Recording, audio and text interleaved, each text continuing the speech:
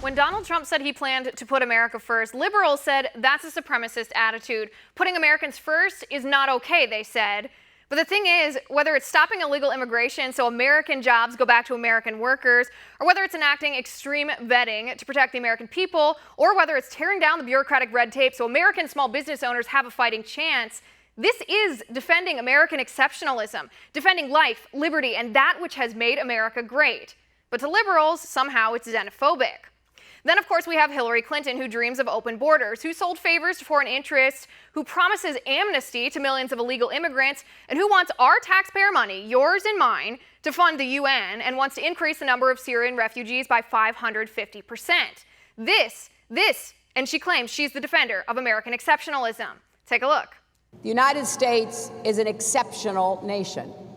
But in fact, my opponent in this race has said very clearly that he thinks American exceptionalism is insulting to the rest of the world. In fact, when Vladimir Putin, of all people, criticized American exceptionalism, my opponent agreed with him, saying, and I quote, "If you're in Russia, you don't want to hear that America is exceptional." Well, maybe you don't want to hear it, but that doesn't mean it's not true. Joining me now is former U.S. diplomat Jim Jatras. Jim, good to see you, sir. Thank you, Liz. Good to be here.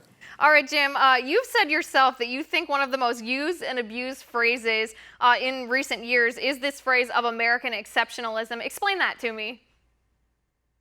Well, I think you did a very good job in the setup for this in juxtaposing an America First policy that takes note not only of our love of our country, our patriotism, our desire to protect it, but also the founding principles of our country, the things we find in the Constitution, the Declaration of Independence, limited government, respect for human rights and unalienable rights, and all of these things, as opposed to this kind of globalist notion that Hillary Clinton and frankly a lot of people in the Republican Party too, neoconservatives, envision, which is not the same concept at all. It's a form of globalism. It really has more in common with an almost Soviet concept of extending authority and remaking the world in our own image, something the Founding Fathers never talked about. That they thought of us as an example to the world, a defender and exemplar of liberty and independence, but this idea that somehow we're going to bestride the world with fire and sword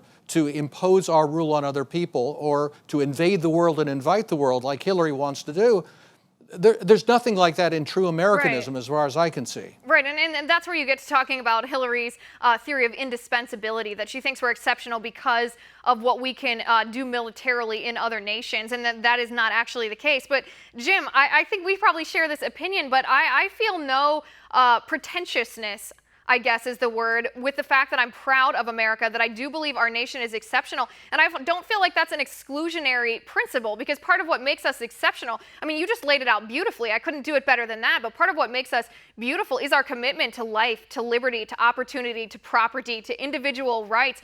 And that's not excluding any person. Anybody is welcome to come and join us if they do it legally, or to take up that cause elsewhere. And that too would make them exceptional.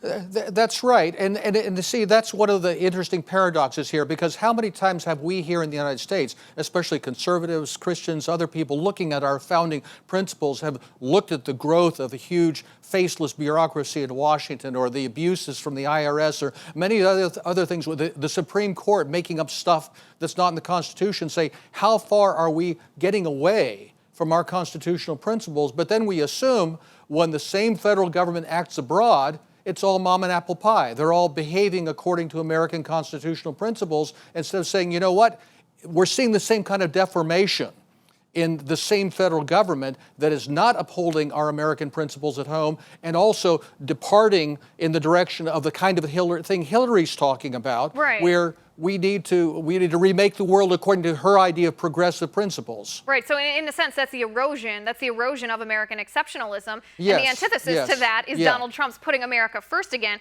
Let me ask you, we're almost out of time here, Jim, but let me ask you quickly about Hillary Clinton's comments about Putin, because in my opinion, she misconstrued everything that Putin said and then everything that Trump responded. Because what Putin said exactly, and this is his quote, "It is extremely dangerous," he said, "to encourage people to see themselves as exceptional, whatever the motivation. We are all different, but when we ask for the Lord's blessings, we must not forget that God created us equal." Now that in and of itself is true. We are all created equal, but what sets us apart, we're of equal value in God's eyes, I should say, but what sets us apart is the moral fabric of our nation, and that is the fundamental underpinning of our system of government. That does set us apart. And Donald Trump wasn't, to my knowledge, and correct me if I'm wrong, he wasn't agreeing with Putin in the sense that he was saying we aren't exceptional. He was saying, yeah, if you're in Russia, you probably don't like being told that you're not part of that, but that's how it is. Well, see, that's the thing. I don't think Putin, I'm not speaking for him, of course, but I don't think a lot of people abroad who object to American exceptionalism of the Hillary sort are really objecting to the genuine American exceptionalism. I think there are a lot of admirers of the American principles, of our constitutionalism, of our Declaration of Independence, that are all for that. They're more than willing to say, yes, America is exceptional in that sense, and we admire that. But what we don't admire is the Hillary Clinton type of exceptionalism, where we act as though the rules that apply to the rest of the countries of the world don't apply to us, that we're indispensable, but your country, you're dispensable. And of course, nobody's going to stand for that. And I think there's a sharp distinction there. I don't think there's anything in what many of our foreign critics are saying that really attack the genuine, real American exceptionalism at our founding. Right, and that's what right now you would argue is being espoused by Donald Trump. Jim, thanks so much for being on the show. It's always great to talk to you. Our next tipping point with Frank Congemi is Hillary's dependence on Wall Street. Stick with us, that's straight ahead.